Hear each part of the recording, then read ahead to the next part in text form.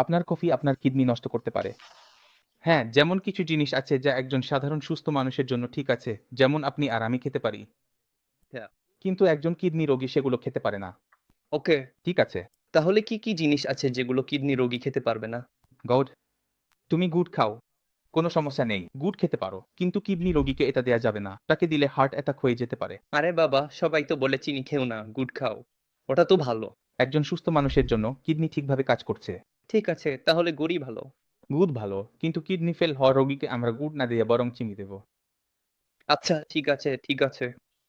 এইভাবে কলা মানে বানানা। তুমি কলা খেতে পারো, কোনো সমস্যা নেই। কিন্তু আমরা সেই কলা কিডনি ফেল হওয়া রোগীকে দিতে পারি না। তুমি আম খেতে পারো, কিন্তু কিডনি ফেল হওয়া রোগী খেতে পারবে না। তুমি টমেটো খেতে পারো, কিন্তু সে খেতে পারবে না। তাই কিডনি ফেল হওয়া রোগীর ডায়েটে আমাদের অনেক পরিবর্তন আনতে হয়, যাতে তার সার্ভাইভাল ভালো হয়। তার জীবনে কোনো জটিলতা না আসে।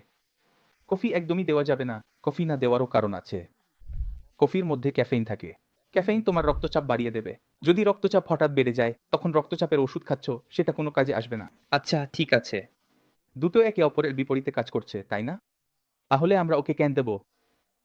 আরেকটা ব্যাপার, যদি তোমার রক্তচাপ ঠিকও থাকে, তুমি যখন ক্যাফেইন নিচ্ছ, তখন আমরা তোমার শরীরে একটা ওষুধ দিচ্ছি, যেটাকে আমরা বেকিং সোডা বলি। ধরো বেকিং সোডার ট্যাবলেট থাকে, তাহলে তার শোষণ কমে যায়। ভালো। এখন আমি আমার ওষুধগুলোকে কাজ করার জন্য দিচ্ছি শরীরের ভেতরে। আর এমন কিছু খাবো না যাতে ওষুধের কাজে প্রভাব পড়ে। তাই চা, কফি এসব আমাদের বন্ধ করতে হবে।